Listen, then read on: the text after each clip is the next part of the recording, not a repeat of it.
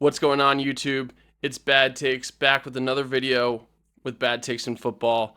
Excited to hop into a topic surrounding Micah Parsons' contract. Now, I know everyone is talking about this, but there's a certain aspect of the Micah Parsons contract that I don't think really people are touching on, and so I wanted to discuss that today. Let me know what your thoughts are, but we'll go ahead and dive into it. Starting out, when everyone heard the news last night about the Micah Parsons trade, the first thing everyone was thinking, besides the fact that Jerry Jones is crazy, is what did the Cowboys get in return? Now, it turned out they got defensive tackle Kenny Clark as well as 2 first-round picks. Now, Kenny Clark is a Pro Bowl defensive tackle. He should be able to help the Cowboys, as hopefully those first-round picks will be able to help the Cowboys in the future. The other question that people were wondering was, what does this make the Packers, right? Are they a Super Bowl contender? And I think everyone right now is unanimously saying yes, the Packers are a Super Bowl contender. What people really aren't discussing about this Micah Parsons trade is the fact that this contract that the Packers gave to Micah Parsons is going to set a whole new precedence in the NFL. Some might think that automatically. When I think about this contract, I already start to question and wonder, is this going to be just like Deshaun Watson? When Deshaun Watson signed his 5-year, $230 million fully guaranteed deal, everyone thought that this was going to be the new trend, the new precedence when it comes to signing NFL quarterbacks. There hasn't been a single other quarterback that has signed a fully guaranteed deal since Deshaun Watson.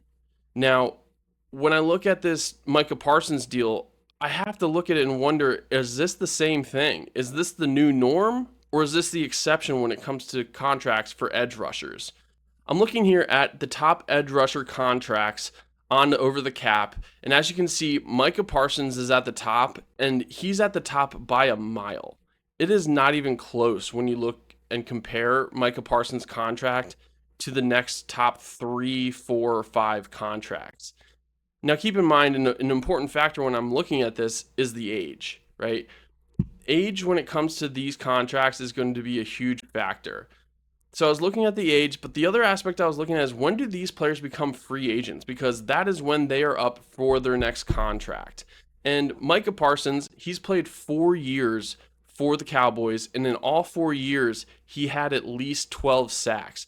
And so that's a number that most people are not able to reach, right? The only person that's been able to get 12 sacks or more in his first 4 years is Reggie White, right? So we're talking about a legend here.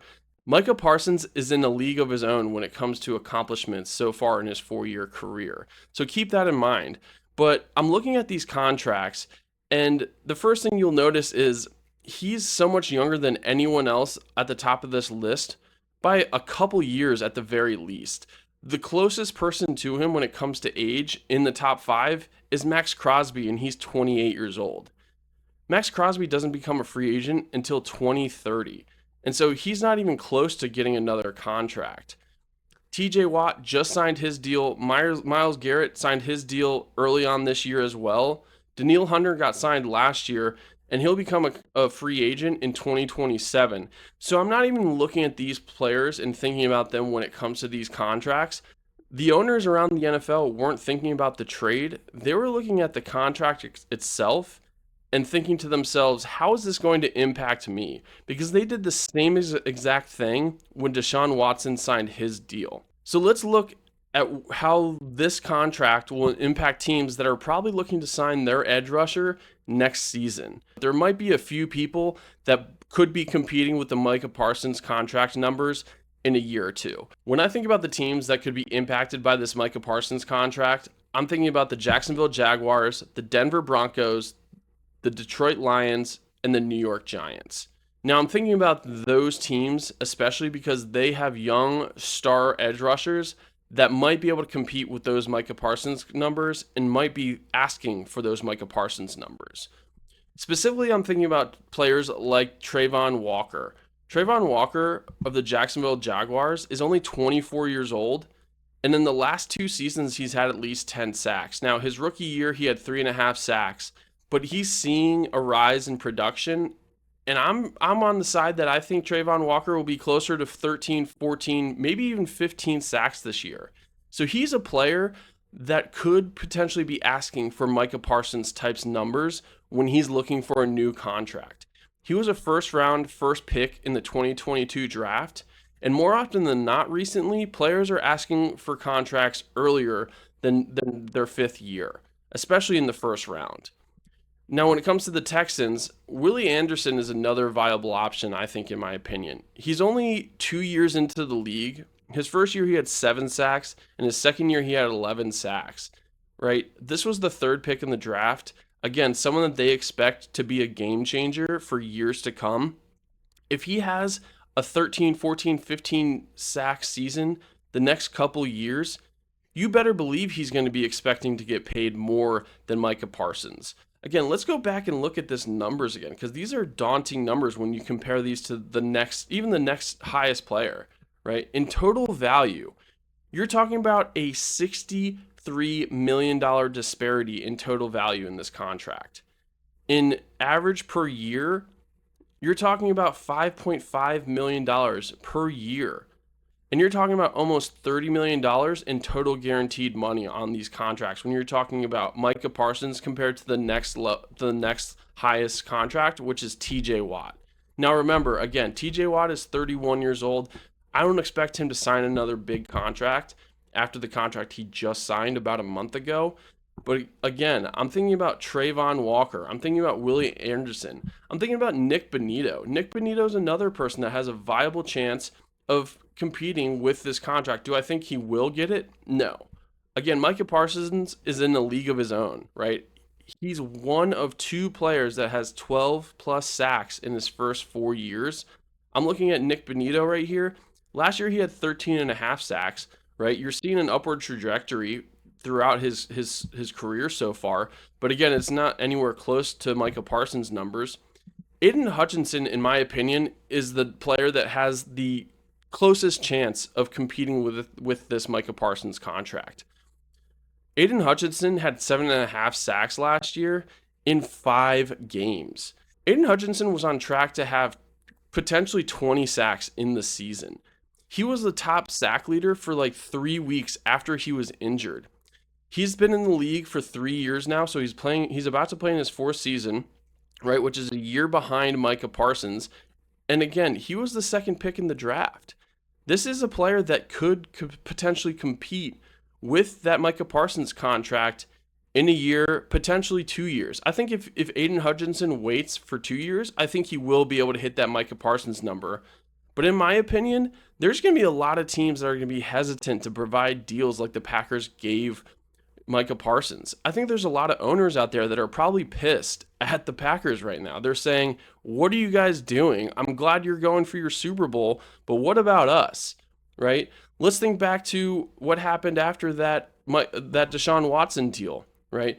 There were a bunch of quarterbacks like Russell Wilson, Kyler Murray, Lamar Jackson that just were involved in a collusion case involving the NFL where they were investigating whether or not owners were colluding to make sure that fully guaranteed deals weren't giving out to these quarterbacks because the next team who had to sign their quarterback didn't want to have to do that. So they're saying, hey, if you don't give this fully guaranteed deal to your quarterback, this is going to help me out and the league out a lot if you don't do this. Are owners going to start talking about this contract in the same light?